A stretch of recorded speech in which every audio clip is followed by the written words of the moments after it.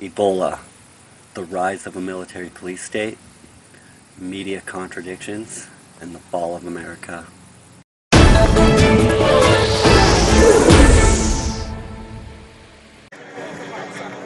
They're not turning off no damn cameras, bitch! They're telling the media to turn off their cameras because they don't want no fucking witnesses. We've just been told. They're immoral.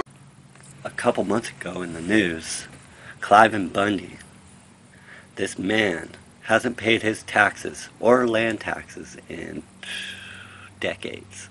What, they said like 30 years? And he was going to get his land seized from him. And the American people stood up. The Oath Keepers went over there and stood up and waved American flags and said, "No police state, no police state."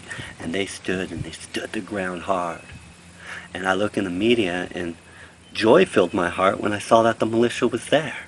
I saw all over the news that militia was on their way to Ferguson to help protect these people. But they're not there. You can plainly see that there's 50 guys in the street with no help, all unarmed, all peacefully protesting. Riots did break out. Looting did happen. It's all uncalled for. But it was all enticed by a police state.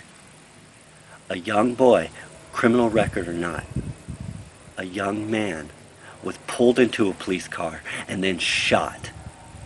As he tried to walk away, he was shot again. This man turned around, put his hands up in the air, and the cop fired several more shots.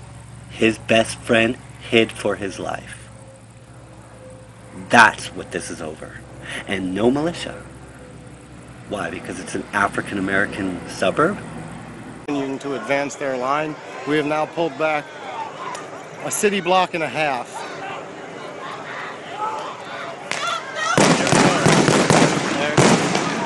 There it goes. They're now firing onto the crowd. Ow! Shit! They're firing rubber bullets. Fucking stop!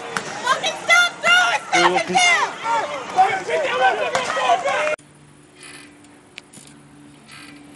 You see the oppression? Now what would happen if that was in Marietta? What would have happened if those police were pushing our protesters back in Marietta? I guarantee you we'd have 150,000 at least lined up fighting that police state.